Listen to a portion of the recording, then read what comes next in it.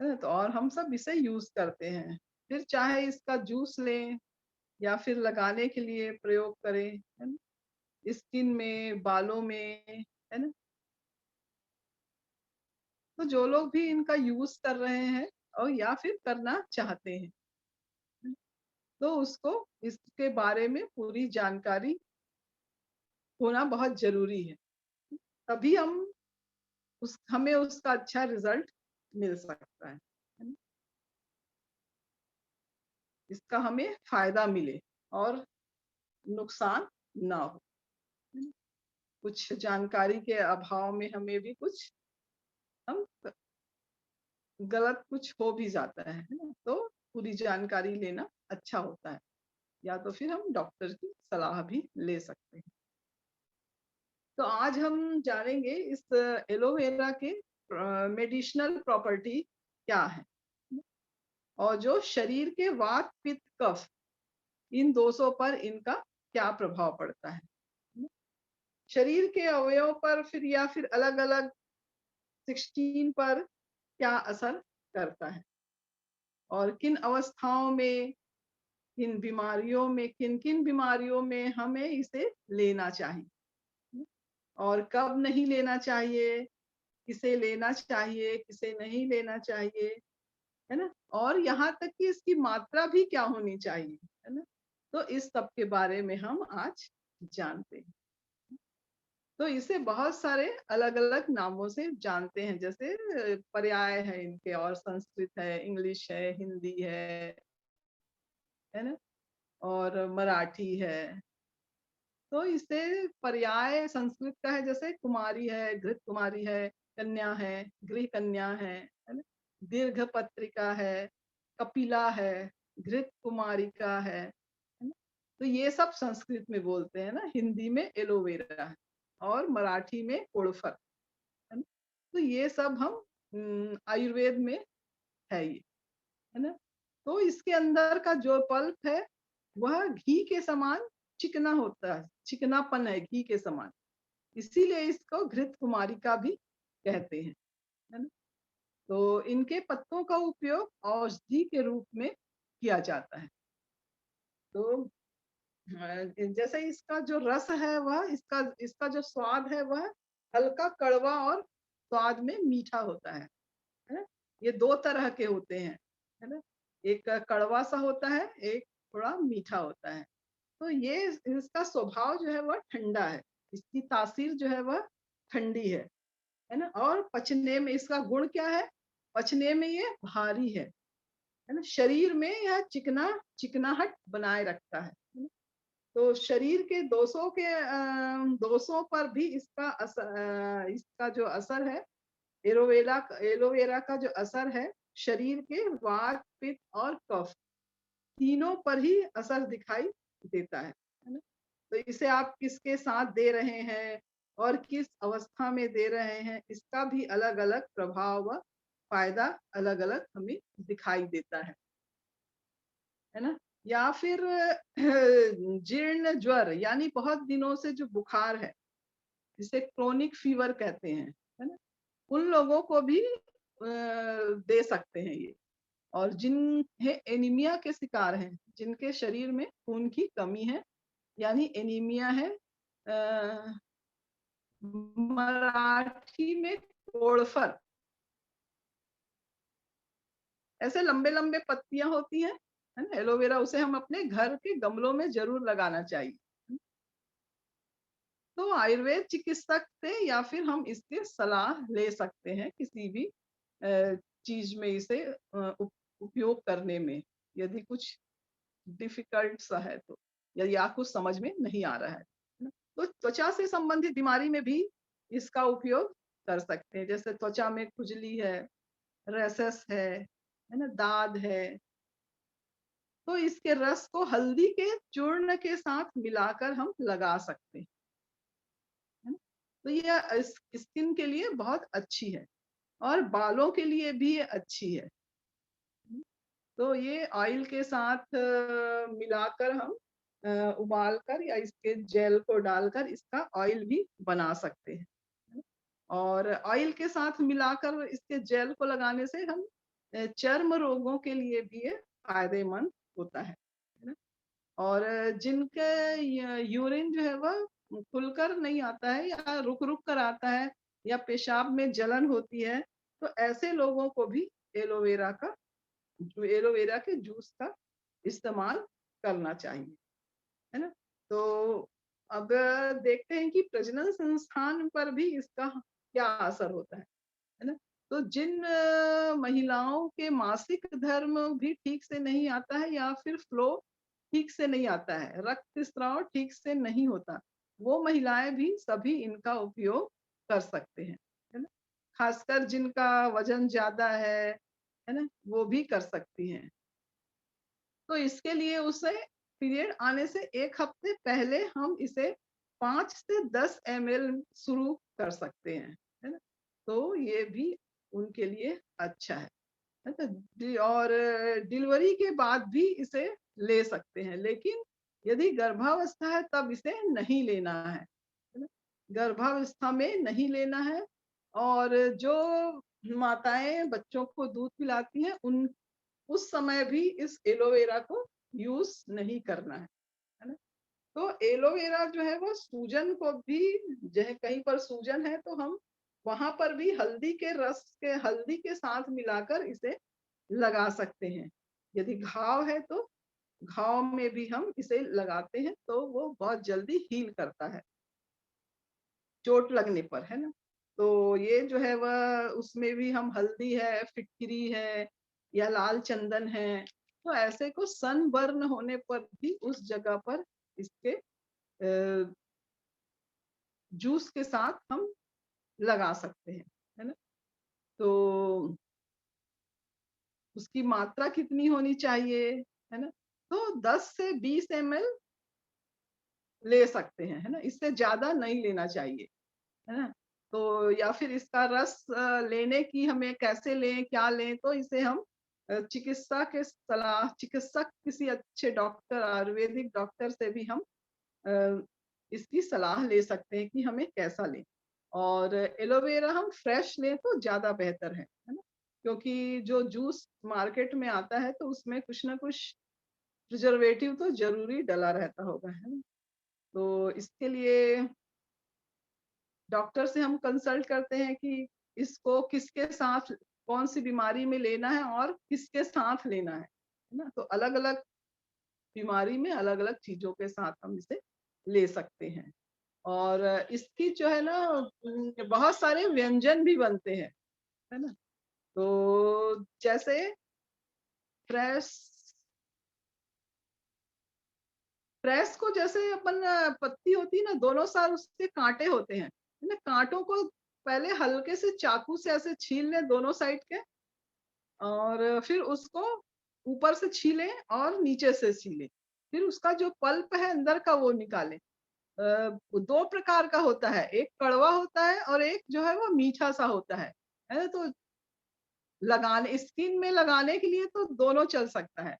लेकिन यदि हमें उसे कुछ खाने में यूज़ करना है, तो हमें चख कर पहले उसे देखना होगा। यदि कड़वा है तो उसे हम नहीं लेंगे, उसका स्वाद यदि मीठा है तो हम उसे सब्जी बना सकते हैं, पकौड़े बना सकते हैं, फिर हलवा बना सकते हैं, है ना? तो ऐसा हम कर सकते हैं। तो पकौड़े बनाने के लिए क्या करेंगे जैसे और चीज़ का पकौड़ा बनाते हैं ना, आलू का है, फटेक का है, तो उसी तरह हमें बेसन लेना है, उसमें अजवाइन है और जो भी हम डालना है मिर्ची है, प्याज है ना? ये सब डालकर घोलकर हम उसके पकौड़े बना सकते हैं, है ना? तो ये भी अच्छा लगता है खाने के लिए और हमें उसे पहले बनाने से पहले चख कर देखना है, ये मीठा है तभी ठीक है, यदि कड़वा हो तो वो खाने में उपयोग नहीं होता है ना? तो और एलोवेरा की सब्ज़ी भी बहुत अच्छी बनती है ना? तो या तो हम एलोवेरा को खाली भी बना सकते हैं या फिर मेथी डायबिटिक लोगों के लिए मेथी की सब्जी मेथी भी डालकर हम बना सकते हैं और खाली भी बना सकते हैं। जैसे सब्जी बनाना है तो एलोवेरा की पत्ती लेनी है, दोनों तरफ के काँटे वाले जो होते हैं उनको निकालना है और छील लेना है या तो फिर छील भी सकते हैं और नहीं भी छील सकते हैं तो उसे बारीक-बारीक काटना है और उसे गर्म पानी में हमें धो लेना है थोड़ा-सा, है ना? अच्छा-सा। और फिर उसे धो करके साफ रखना है और 50 ग्राम मेथी का दाना हमें भिंगाना है। हम उसका फिर स्टीम कर लेते हैं, जैसे वो भीग जाएगा तो उसको हम स्टीम कर लें, है ना? स्टीम कर लें और फिर अ, यदि हम उबाल रहे हैं तो जितनी मेथी है उससे थोड़ा-सा ऊपर पानी करके उसको उबालना है ना? जिससे मेथी का भी जो कड़वापन है वो निकल जाएगा। फिर ऑयल डालना है और फिर जीरा है, तेज पत्ता है, लाल मिर्च है ना? और फिर उसके बाद एलोवेरा का डाल दें, है ना? और थोड़ा-सा उसको सौते कर लें धीमे आँच में, ज़्यादा आँच नहीं रखना है। और जब वो पकने लगता है तब अपना पानी भी छोड़ता है, तो कम आँच पर हम भून लेते हैं और फिर उसमें हल्दी डाल दें, नमक डालें, है ना? सबको डालकर धनिया डालें, मिर्च डालें, है ना? गरम मसाला डालें और फिर मेथी के जो हमने उबाला है या स्टीम किया है उसको भी डाल दें, है ना? तो इस तरह से हम इसको बना सकते हैं और फिर अच्छे से करें और जब पक जाए थोड़ा तो उसमें 1 चम्मच अमचूर डाल दें, है ना? तो खट्टा-मीठा स्वाद आ जाएगा उसका, है ना? तो एक तो ऐसे तरह की हम सब्जी बना सकते हैं और दूसरी तरह से हम जैसे उसको दोनों साइड को छील के जो उसका पल्प है ना, तो पल्प के क्यूब निकाल सकते हैं। पल्प के क्यूब निकाल कर इसको फिर हम अच्छे से धो लिया और फिर बस ऑयल डाला, जीरा, प्याज और जो भी हम डालना चाहते हैं, टमाटर है और हाफ इंच अदरक डाल सकते हैं, ग्रेट करके और जिंजर भी डाल सकते हैं ग्रेट करके और फिर उस ये जो हमारा हमने जो ये एलोवेरा के क्यूब काटे हैं उसको डाल दिया और फिर थोड़ा-सा सौते किया, जब वो सूख गया अच्छे से टमाटर पक गया तब उसको हम बंद कर लें और ऊपर से हम गरम मसाला डाल सकते हैं ना। तो ये भी बहुत अच्छा टेस्टी लगता है खाने में और फिर इसका हलवा भी बहुत अच्छा बनता है ना? तो हलवा के लिए भी इसको ना इसके दोनों साइड के जो ऊपर के छिलके होते हैं ना वो भी छीलना है और फिर उसका जो पल्प है वो निकाल लेना है और इसको हमको सूजी के साथ बनाना है या फिर दलिया से भी हम इसे बना सकते हैं। जैसे हम सूजी का हलवा बनाते हैं ना वैसा ही सूजी को पहले भून लेना है फिर हम घी डालेंगे पैन में जैसे आधा कप घी डाला और उसपे हम शुगर डाल देंगे पैन में ही, है ना? पैन में शुगर डाल के फिर उसको अच्छे से चला लेंगे, जब वो शुगर भी उसमें पिघल जाए, फिर हम भुना हुआ जो रवा है उसको डाल दें, एलोवेरा डाल दें और फिर अच्छे से चलाएँ और फिर बस जैसे हम हलवा बनाते हैं सूजी का वैसे ही हलवा बनाना है ना? तो ये भी हमारे इम्यूनिटी को बूस्ट करने के लिए बहुत अच्छा है ना? तो ऐसा हम कर सकते हैं। एक आध बार जब हम सब्जी बनाकर ज़रूर देखें, है ना? बहुत अच्छा लगता है, लेकिन सब्जी बनाने से पहले उसे चख ज़रूर लें, कि वह कड़वा तो नहीं है। यदि कड़वा होगा तो फिर उसे ना बनाएँ। हम उसे स्किन में, बालों में लगाने के लिए हम यूज़ कर सकते हैं, है ना?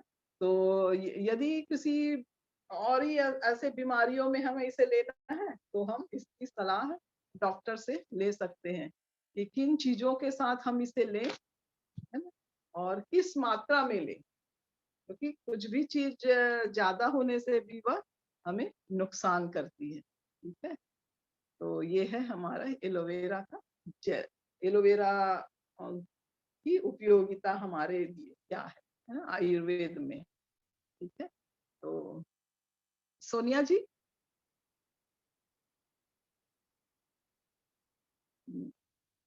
तो हम अभी देखते हैं कि होलिस्टिक कुकिंग क्या है? अभी इसमें भी बहुत सारे लोग नए आए होते हैं, तो उनके लिए भी बताना पड़ता है ना? तो देखते हैं कि होलिस्टिक कुकिंग क्या है ना? उसे उसमें हम क्या-क्या सीखते हैं, है ना? किसी को हम बोलते हैं ना कि भाई होलिस्टिक कुकिंग करो, क्या है? तो बोले अरे कुकिंग हम नहीं करते हैं। जेंट्स लोग अक्सर कहते हैं हम कुकिंग नहीं करते हैं, है ना? पर इसमें क्या है, जो कुकिंग नहीं करता है या जो खाना खाता है ना? जो भी मनुष्य खाना खाता है उसके लिए ये बहुत ज़रूरी है ना? उसको जानना, अपने जीवन के बारे में जानना, अपने शरीर के बारे में जानना बहुत ज़रूरी है ना? खाना इसमें रेसिपी तो है, लेकिन जो नॉलेज है वो अपने जीवन का ज्ञान ही है। तो आयुर्वेद में जैसे कहते हैं, आयु माने जीवन और वेद माने ज्ञान, है ना? तो आयुर्वेद क्या है? जीवन का ज्ञान है। तो अब हम क्या कहते हैं कि अरे आयुर्वेद है यानी वही ऐसा ही खाना होगा, है ना? घास-फूस होगा, है ना? तो ऐसा नहीं है, है ना? आयुर्वेद अपने पूरे जीवन का ज्ञान है ना? रोज़मर्रा की ज़िंदगी में हम उसे कैसे यूज़ करें, ये हम इस कोर्स में सीखते हैं। तो आयुर्वेद क्या करता है, उसके वो किसी भी बीमारी को उसके रूट पर जाकर देखता है कि क्यों हुआ, है ना? उसके बाद फिर उस पर कार्य करता है ना? तो छोटी-मोटी बीमारियाँ तो आज के समय में सबको ही लगी होती हैं, है ना? तो ऐसा क्यों होता है? क्योंकि कहीं न कहीं ये हमारे खान-पान को, लाइफ़स्टाइल को, है ना? जैसे देर से उठना, देर से सोना, मोबाइल देखकर, टीवी देखकर खाना खाना, है ना? ये सब ज़रूर ही इफ़ेक्ट करती है। हम कहते हैं कि भई हम ऑर्गेनिक लाए थे, हम लाते हैं और अच्छा भी खाना बनाते हैं, अच्छी चीज़ें लाते हैं, फिर भी ऐसा क्यों होता है? हमने तो कुछ किया नहीं लेकिन होता है। तो ये सब जो है वो हमारे अंदर जो प्रकृति है, हमारी जो दोषाज है, उनकी वजह से भी ये होता है। तो सृष्टि 5 तत्वों से मिलकर बनी है ना? वो जैसे जल है, पृथ्वी है, अग्नि है, वायु है, आकाश है ना? तो ये 5 तत्व से जो सृष्टि बनी है और हम इसी सृष्टि में हैं, तो उसी 5 तत्वों से मिलकर हम भी बने हुए हैं। है ना? और हम जो खाना खाते हैं ना, वो भी उन्हीं 5 तत्वों से ही मिलकर बना हुआ है। तो वो जो भी हम कुछ गड़बड़ी करते हैं या कुछ होता है ना, तो वो हमारे शरीर को इफ़ेक्ट करता ही है ना? तो हमारी जो प्रकृति है 3, कफ, वात, पित्त और कफ, है ना? ये मनुष्य के जन्म से ही आ जाता है, जन्म से ही रहता है। कुछ कभी ज़्यादा रहता है, कुछ कम होता है ना? तो ये सब जो है वह हमारी प्रकृति इम्बैलेंस होने के कारण फिर हमारे अंदर जो कुछ भी कमी होती है या कुछ बीमारी होती है, वहीं से यह शुरू होती है ना? जैसे क्या होता है सृष्टि में, यदि इम्बैलेंस हुआ तो बहुत बारिश होती है, तूफान आता है। वैसे ही हमारे यदि शरीर में इन पंच महाभूतों का यदि इम्बैलेंस हो जाए, है ना? तो क्या होता है, जल तत्व बढ़ जाता तो हमें सर्दी खांसी होती है ना? और यदि हमारे अगर अंदर अग्नि बढ़ जाए तो, पित्त बढ़ जाए तो चिड़चिड़ाहट होती है, गुस्सा आता है ना? तो मौसम के अनुसार भी अलग-अलग बीमारियां आने लगती हैं। जैसे एक ऋतु से दूसरी ऋतु में जब मौसम परिवर्तन होता है ना, तो भी कुछ ना कुछ बीमारियां हमें ज़रूर आती हैं। तो पंच महाभूतों से ही मिलकर बना हुआ खाना जब हम खाते हैं और कुछ भी इम्बैलेंस होता है, तो वो हमारे शरीर को प्रभावित करती हैं, है ना? तो तो ये जिनको जो दोष कहते हैं, वो क्यों इम्बैलेंस होते हैं? तो हमें इनको वापस कैसे बैलेंस करना है, ताकि हम आने वाली बीमारियों से बचे रहें। है ना? तो कैसे इस कोर्स में हम ये जानेंगे कि क्या खाएँ, है ना? ये सब इस कोर्स में हम जानेंगे, क्या खाएँ, किस समय पर खाएँ, है ना? और वात, पित्त, कफ क्या है ना? ये जब हम प्रकृति को जान लेते हैं, तो ना तो हम अपना खान-पान ठीक रख पाते हैं और ना ही अपने बीमारियों से बचा सकते हैं, है ना? तो जब हम इन चीज़ों को जानते हैं अपने प्रकृति के बारे में, और कुछ भी थोड़ा बहुत जो बीमारियां हैं या कुछ है, तो उसे हम उससे अपने खान-पान से हम ठीक कर लेते हैं। यदि कुछ ज़्यादा है या हमें अपनी प्रकृति जाननी है, तो हमें आयुर्वेदिक डॉक्टर से सलाह लेनी है पड़ेगी, उनको दिखाना पड़ेगा कि हमारी प्रकृति क्या है, फिर उस हिसाब से हम अपना भोजन करें, है ना? तो उस फिर उसके बाद भोजन लेने से फिर हम अपने प्रकृति को बैलेंस में ला सकते हैं और नाड़ी चेक करा करके। तो हम उसमें कैसे खाना खाएँ, किस समय पर खाएँ, क्या कौन-सा भोजन हमारे लिए अच्छा है, कौन-सा फ्रूट हमारे लिए अच्छा है ना? जैसे मान लो पित्त प्रकृति है और वे खट्टा ही फल खाते हैं, है ना? तो फिर उनका पित्त जो है वह और बढ़ सकता है।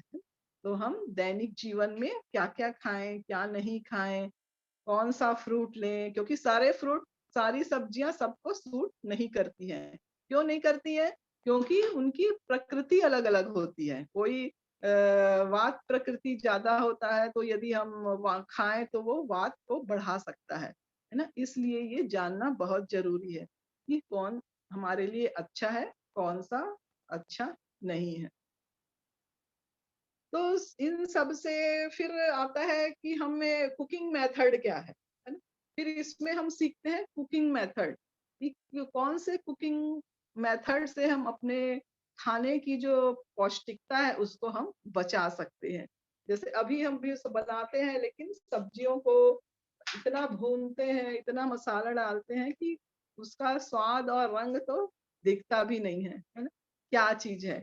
तो इसमें हम अपने इस मेथड से बनाने, इस जो होलिस्टिक कुकिंग में हम सीखेंगे, उस मेथड से बनाने से हमारे जो सब्जियों की प्रोटीन है, ये सारे न्यूट्रिशंस है वो हमें मिलते हैं। और फिर इसमें कौन से बर्तन हमें यूज़ करने हैं, है ना? कुकर तो हमें यूज़ ही नहीं करना है ना? और यदि यूज़ भी करना है तो उसे कैसे करना है, ये सब हम इस कोर्स में जानते हैं। और फिर माइक्रोवेव, माइक्रोवेव भी हमें क्यों यूज़ नहीं करना है ना? ये सब हम इसमें जानते हैं। एल्युमिनियम भी हमारे लिए हानिकारक ठीक है ना?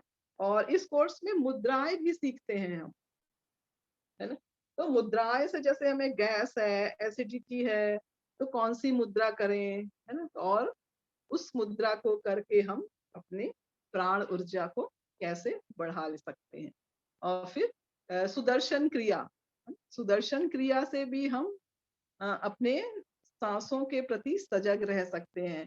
तो ये होलिस्टिक कुकिंग है ना, होलिस्टिक कुकिंग और सुदर्शन क्रिया, है ना? ये दोनों जो है वो यदि हम सीख लेते हैं तो ये एक सिक्के के 2 पहलू हैं। ये हमारे साथ-साथ चलते हैं और हम अपना जीवन और अच्छे से कर सकते हैं। क्योंकि जीते तो सभी हैं, पर कैसे जिएँ ये हम इस कोर्स में सीखते हैं, है ना?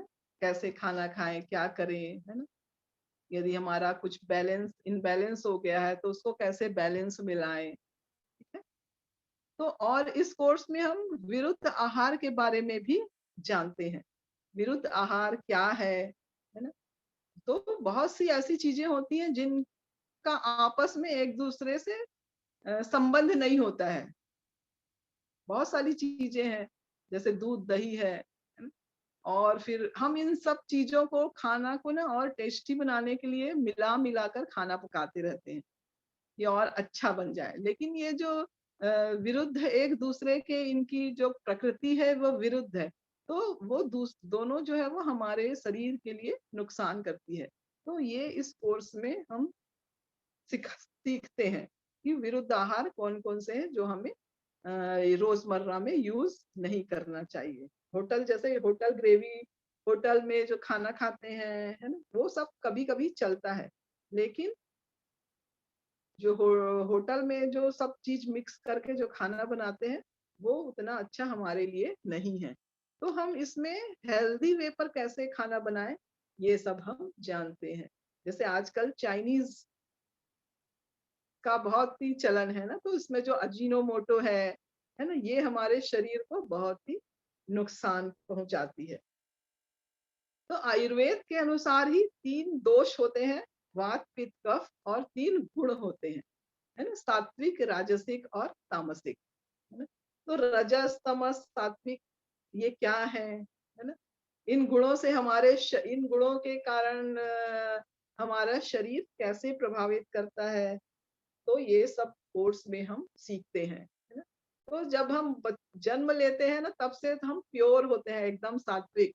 फिर जब हम धीरे धीरे इस समाज में, इस दुनिया में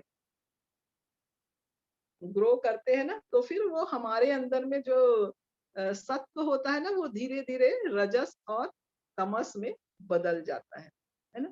तो ये हम इस कोर्स में सीखेंगे कि सात्विक, राजसिक, तामसिक क्या चीज है और हमारे शरीर को कैसे इफेक्ट करता है। और फिर एक और एल्कलाइन पानी के बारे में भी हम इस कोर्स में सीखेंगे कि एल्कलाइन पानी क्या है।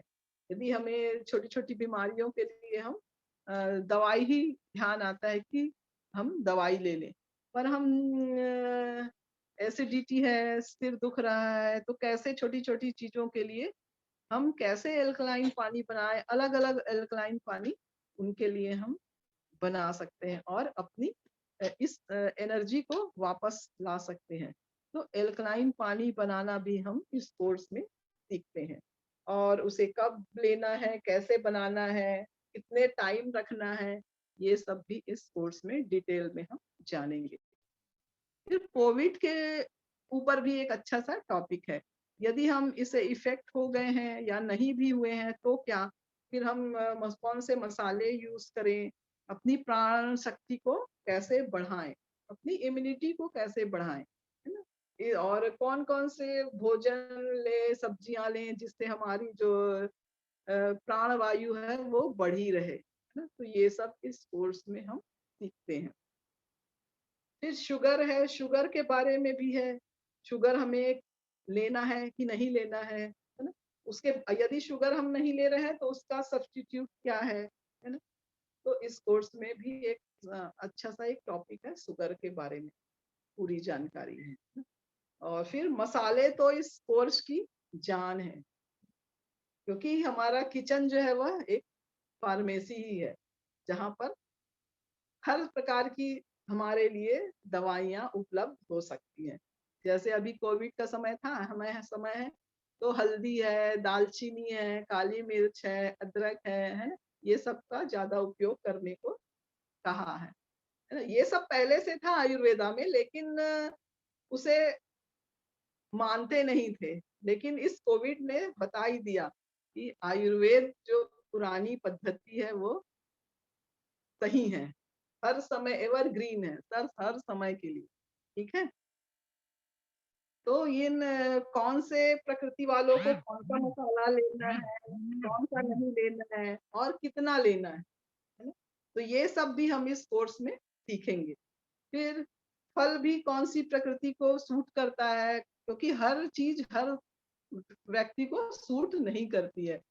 क्योंकि हम घर में 3, 4, 5 लोग रहते हैं, तो हम सबके लिए तो अलग-अलग खाना नहीं बना सकते हैं, है ना? तो उसमें ये भी सीखते हैं कि यदि हम कुछ थोड़ा-बहुत इधर-उधर चेंज कर दें, तो उन सब व्यक्तियों को वह सूट कर सकता है ना? तो ये सब हम इस कोर्स में डिटेल में जानते हैं। और फिर रीजनल और सीज़नल ही हमें खाना चाहिए, है ना? जो हमारे रीज़न में होता है और सीज़न में होता है। वह हमारे शरीर को सूट करता है, क्योंकि हमारा शरीर जो है वो उस प्रकृति के अनुसार ढला होता है, इसलिए वह हमारे लिए बहुत अच्छा है। फिर दूध के ऊपर भी जानते हैं, मिल्क के ऊपर कि कौन-सा मिल्क अच्छा है ना? A2 मिल्क अच्छा है तो कैसे लेना है, क्या लेना है? फिर घी के ऊपर भी है कि कौन से बर्तन में हमें घी रखना है, नहीं रखना है, कौन से ऑयल यूज़ करना है ना? तो ये सब इस कोर्स में हम सीखते हैं। और फिर जो पुरानी पद्धति से है, भोजन की विधि भी है। तो पहले जैसे लोग मंत्र हमारे पूर्वज करते थे, है ना? भोजन मंत्र के साथ, तो वो आजकल हम सब भूल गए हैं। तो इस कोर्स में भी हम ये विधि सीखते हैं कि कैसे हम जब खाना बने तो हम भगवान को दें और फिर हम उस मंत्र के साथ यदि उस भोजन को करते हैं ना, तो वो प्रसाद बन जाता है और वो हमारे शरीर को लगता है ना? तो ये सब हम इस कोर्स में सीखेंगे। फिर टेस्ट के ऊपर भी एक अच्छा-सा टॉपिक है कि कितने प्रकार के स्वाद होते हैं। हम क्या करते हैं, जो भी स्वाद हमें अच्छा लगता है हम बस वही स्वाद चखते रहते हैं, वही खाते हैं। हमें जो अच्छा लगता है हम वही खाते हैं, है ना? तो रोजमर्रा में हमें सभी टेस्ट, सभी स्वादों को थोड़ा ना थोड़ा खाना चाहिए, ये अच्छा रहता है। क्योंकि ये हमारे वात पित्त कफ को भी बैलेंस में करता है स्वाद, है ना? फिर हम स्वस्थ कब रहते हैं? जब हम physically, mentally, socially, emotionally, spiritually सभी पांचों तत्वों से जब हम स्वस्थ रहते हैं ना, तभी हम स्वस्थ है ना? तो ये सब हम इस होलिस्टिक कुकिंग में सीखेंगे। तो यह जो है वह 9, 10, 11 वो है, 2 बैचों में है, 3 से 5 और 7 से 9। तो और इसकी जो डोनेशन फीस है वह 1200 रुपए है ना? ये कोई ज़्यादा नहीं है ना, हम तो एक बार ऐसे ही बाहर घूमने जाते हैं तो कई इससे ज़्यादा भी खर्च करते हैं। पर वो कोई काम थोड़ी देर को रहता है।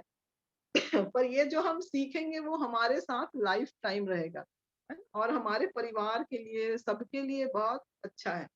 तो ये ज़रूर आप करें, ठीक है? सोनिया जी?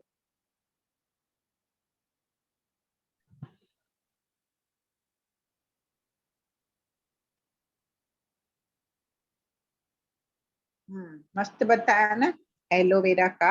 हम्म, तो आयुर्वेदा में हम खुद को जड़ी बूटियों से, खान पान से, मसालों से ठीक कर सकते हैं। तो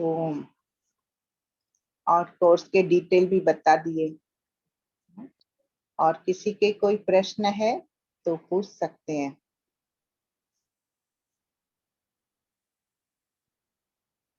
जिनको प्रश्न पूछना है वो अपना हाथ खड़ा करें। तो हम उनको अनम्यूट करेंगे।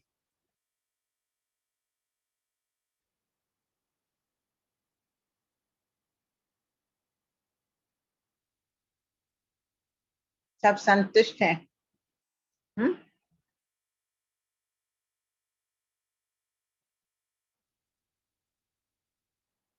गुंजा जी, आप वीडियो ऑन करेंगे अपना?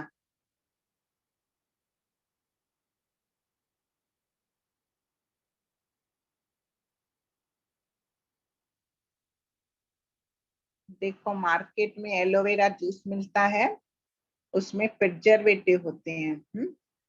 तो प्रिजर्वेटिव होते हैं तो वो हेल्दी कितना होगा आप समझ सकते हो। हमें फ्रेश यूज करना है। ठीक है। और मस्त फायदा करता है एलोवेरा, एसिडिटी के लिए अच्छा है। ब्लड प्यूरिफायर है।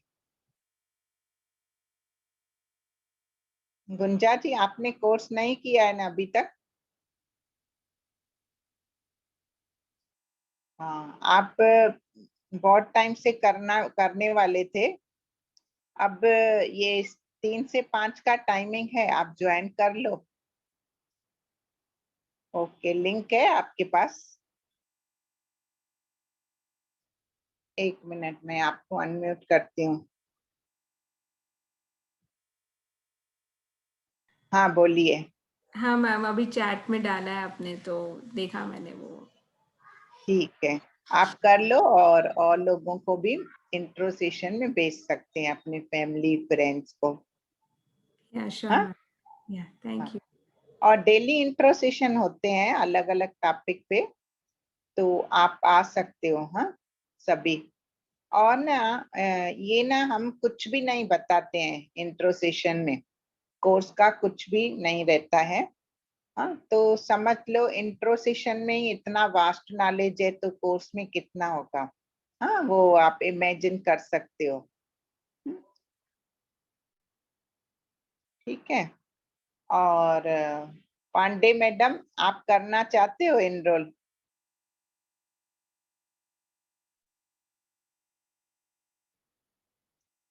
आपको अनम्यूट करो।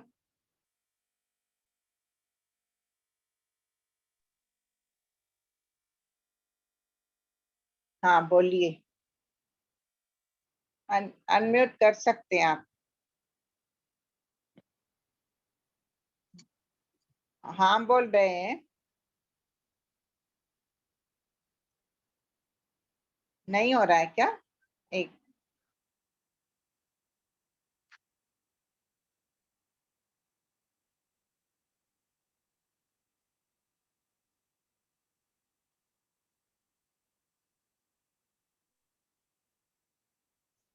संगीता जी, आप भी ये टाइम एनरोल कर लो, लास्ट टाइम आपका रह गया था ना। संगीता जी, आप वीडियो ऑन कर सकते हैं।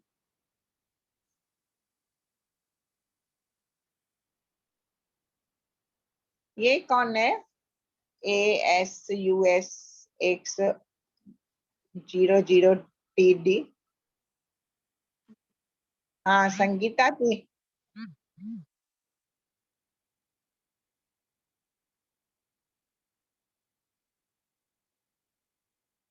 हाँ अनम्यूट करिए। हेलो हाँ बोलिए। मैम, करना है, मुझे करना है।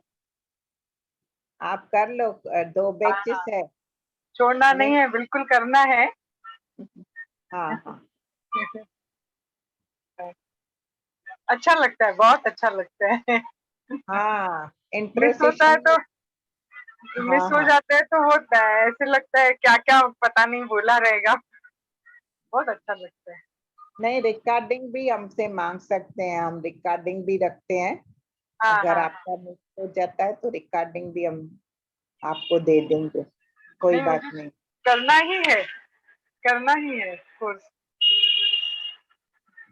अच्छा, आज जया दीदी नहीं आएगी, वो आएंगे 1-2 दिन में। उनका कल सेशन रह गया ना, फिर हम आप सभी जुड़िए फिर सेशन के लिए। हर किसी का अलग अलग फ्लेवर होता है ना। भारती जी अलग नॉलेज बताते हैं, रीना जी अलग बताते हैं, सरिता जी अलग। हाँ हाँ, प्रेशर पॉइंट्स कवर करेंगे।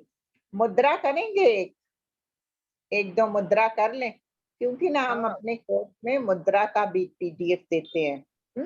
कौन सी मुद्रा कौन से तत्व को बैलेंस रखती है, हाँ, कौन से दोषास को बैलेंस में लाती है, ये मुद्रा का बेनिफिट्स है। तो हम मुद्रा 1-2 कर लेते हैं।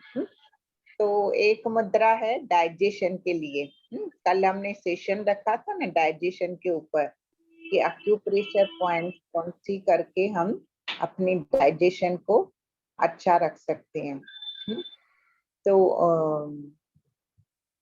ऐसे अपान मुद्रा है, जो करके हम अपने डाइजेशन को भी अच्छा रख सकते हैं।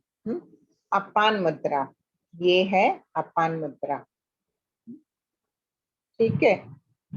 हमारे हाथ में 5 तत्व हैं, ये वायु तत्व है, ये आकाश तत्व है, पृथ्वी तत्व, जल तत्व और ये अग्नि तत्व। तो ये 2 बीच की उंगलियां ना, वो अंगूठे के टिप से मिलानी है, और बाकी 2 उंगलियां सीधी रखनी है। तो दोनों हाथ से ये मुद्रा बनानी है, और क्या करना है, अपने घुटनों पर ऐसे हाथ रख के सीधे बैठते हुए, आंखें बंद रखते हुए 15 से 45 मिनट तक कर सकते हैं। और ये मुद्रा न खाने के बाद भी कर सकते हैं, क्योंकि ये मुद्रा डाइजेशन को ही ठीक करती है। हाँ, और हम खाना खाने के बाद ये मुद्रा करेंगे तो इफेक्ट अच्छा आता है।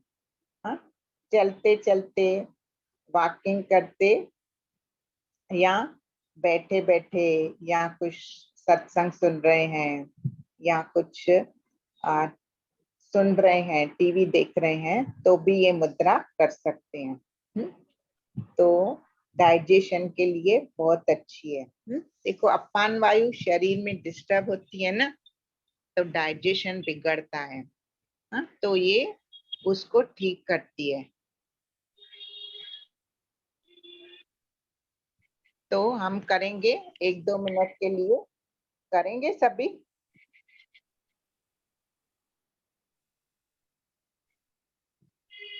हाँ, करते हैं। ये अपान मुद्रा है। और ये प्राण मुद्रा है।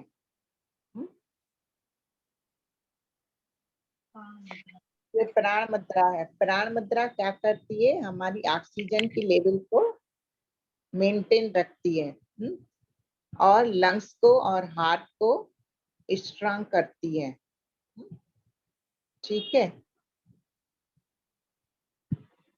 प्राण मुद्रा ऑक्सीजन की लेवल को ठीक रखती है। अभी ये 2 मुद्रा भी हम डेली करते हैं ना, तो हम मस्त रहते हैं। क्योंकि ऑक्सीजन की लेवल अगर हम अच्छी होती है शरीर में, तो हम स्वस्थ होते हैं।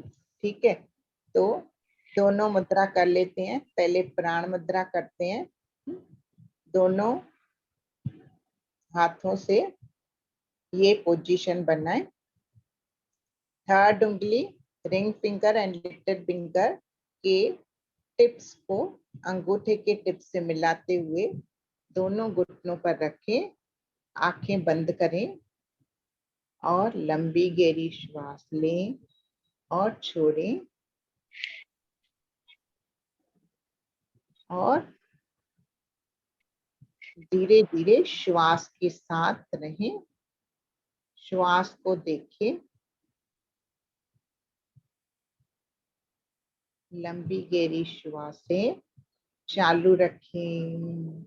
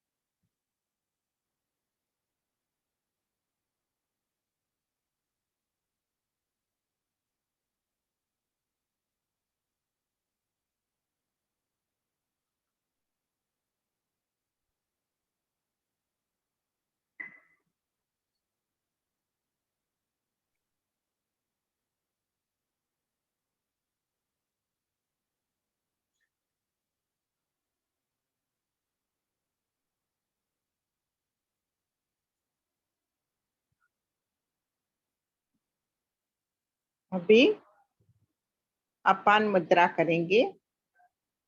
हाथों को पहले रिलैक्स करें।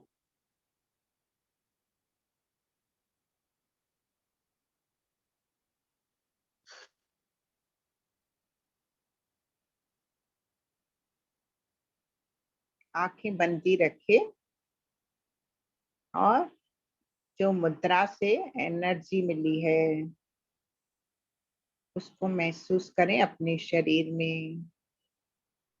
जो भी संवेदनाएं हो रही हैं उसके साथ रहें।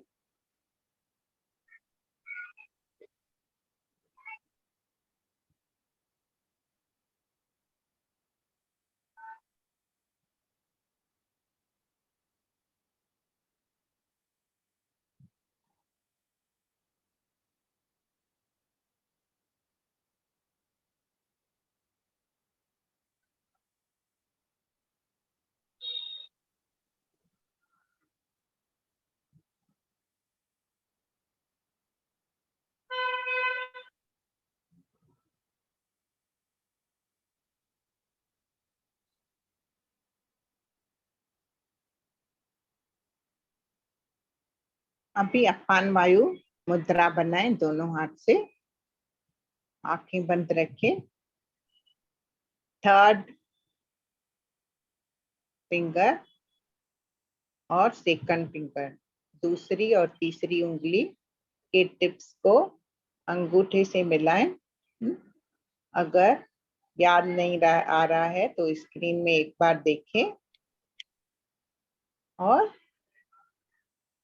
दोनों हाथ से मुद्रा बनाते हुए दोनों घुटनों पर रखें, आंखें बंद रखें, लंबी गहरी श्वास ले और छोड़ें।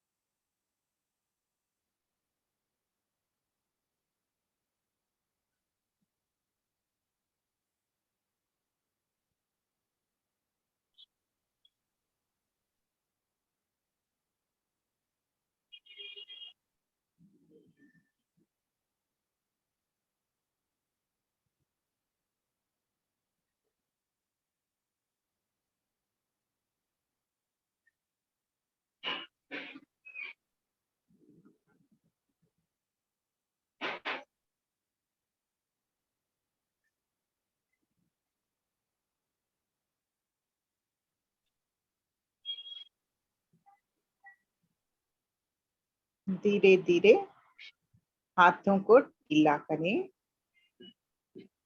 विश्राम करें।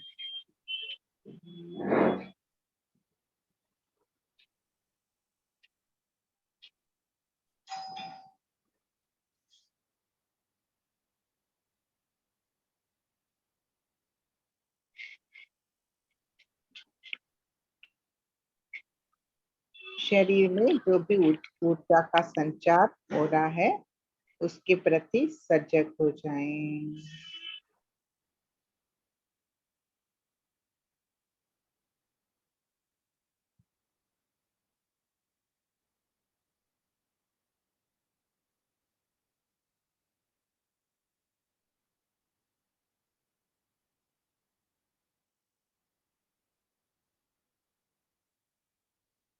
और धीरे धीरे अपना समय लेते हुए आंखें खोल सकते हैं।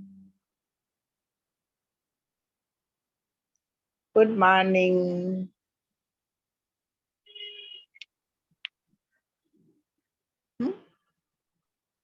ठीक है,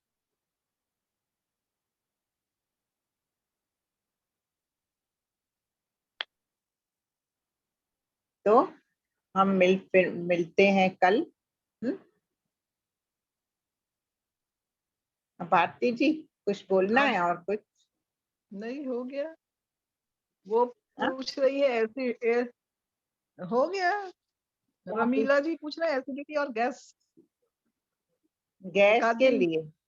हाँ एक आध दिन इसकी भी ऐसे ही टॉपिक में कर सकते हैं, अभी पूछ रही हाँ है। देखो, मिलेट्स खाएंगे ना, जितना मिलेट्स खाएंगे तो धीरे धीरे हाँ आप सबका सब कुछ ठीक हो जाएगा। और होलिस्टिक कुकिंग फॉलो करेंगे, सीख के फॉलो करेंगे, मिलेट्स खाएंगे तो धीरे धीरे सब ठीक होता जाएगा। ठीक है। तो हम कल मिलते हैं फिर किसी नए टॉपिक के साथ।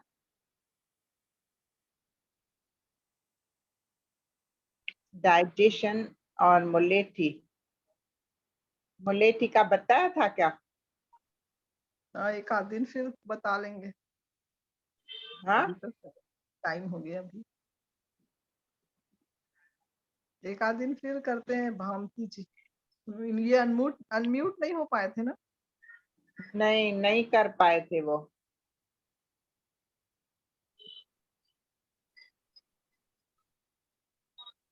भामती जी इस बार अभी 3 से 5 वाला भी आप करिए उसमें,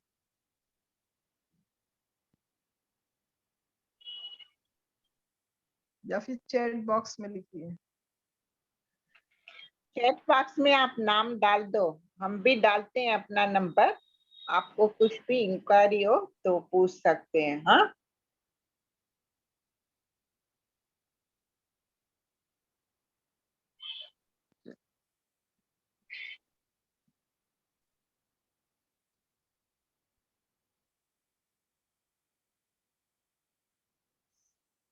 ठीक है, एंड करें।